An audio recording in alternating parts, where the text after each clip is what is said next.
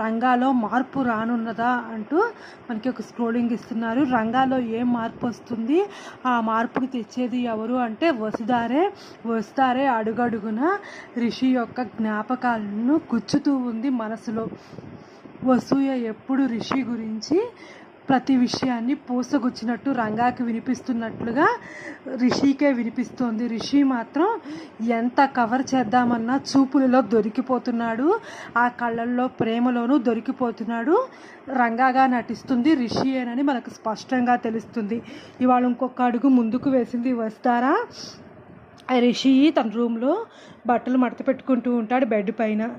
అలా మడత పెట్టుకుంటూ ఉంటే సార్ అని అనగానే రండి మేడం వచ్చి కూర్చోండి అంటూ రిషి అనగానే, ఎందుకు సార్ ఇదంతా, ఏంటి సార్ మీ బట్టలు ఏవి అంటే ఒక 2 షర్ట్లు 2 ప్యాంట్లు చూపిస్తాడు రంగా. అవే నా బట్టలు మేడం